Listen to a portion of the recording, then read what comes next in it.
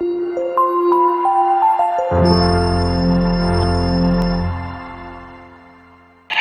आदाब, अस्सलाम वालेकुम।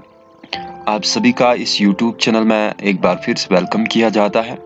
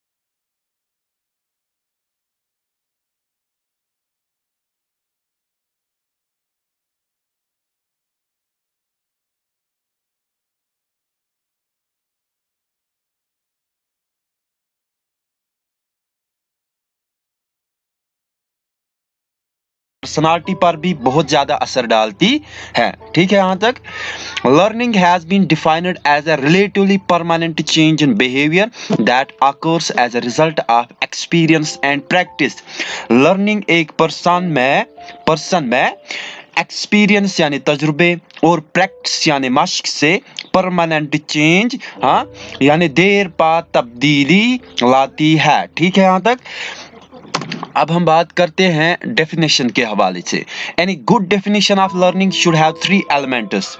लर्निंग की सबसे अच्छी डेफिनेशन वो होगी जिसमें तीन एलिमेंट्स पाए जाते हैं। उसको हम दर्जनों तरीकों से यानी डजन्स वेज, हाँ, से जनरल टू स्पेसिफिक में क्लासिफाई यानी तकसीम कर सकते हैं। Making general distinctions, psychologists have divided learning categories, यानी, हाँ, लेकिन ये जो साइकोलॉजिस्ट्स है उन्होंने लर्निंग को कुछ इस तरीके से तकसीम किया है। ठीक है, first one conditioning.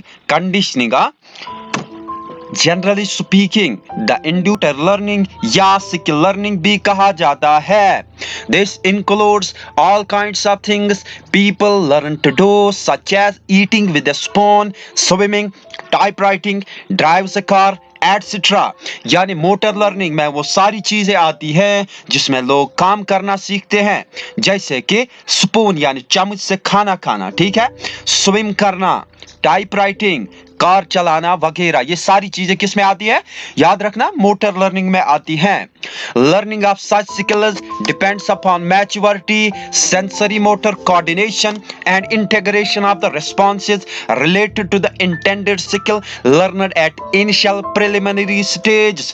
Motor learning में चीजों को मैच्योरिटी मेथड, हाँ, ह्यूमन बींग्स अक्सर औकात यानी ओकेजन्स पे अपनी problems trial and error method से सॉल्व करते हैं।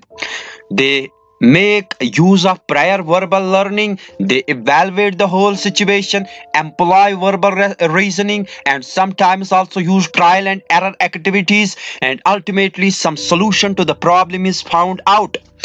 यानी ट्रायल एंड एरर मेथड से क्या किया जाता है इस प्रोसेस में? प्रायर वर्बल लर्निंग यानी पहले से मौजूद बोलने की सलाहियत, हाँ, वर्बल, इस बात पे बहस की जाती है। ये याद रखना है आपको। Learners' characteristics are important for an instructional designer as they allow them to design and create tailored instruction for a target group। हाँ, learners characteristics एक instructional designer के लिए जानना बहुत ही जरूरी होता है, क्योंकि इस चीज से उसको टारगेट ग्रुप यानी जिसके लिए उसको इंस्ट्रक्शंस बनानी है के लिए, हाँ, वो आसान हो जाता है उसके लिए, यानी इंस्ट्रक्शंस बनाना, जब वो उस ग्रुप की पहले से ही क्या जान लेता है, कैरेक्टरिस्टिक्स जान लेता है।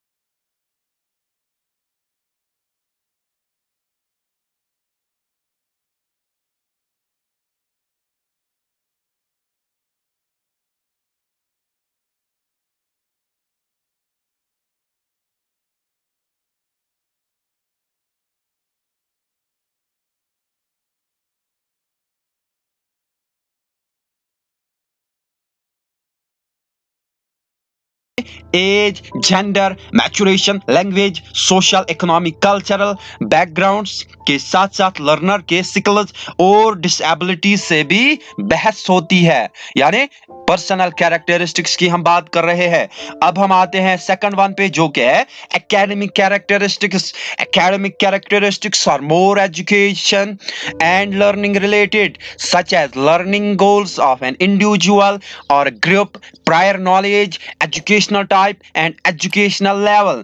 ठीक है, academic characteristics में learner के mental procedures and intellectual skills which determine how the learner perceives, remembers, thinks, solves problems, organizes and represents information in her or his brain।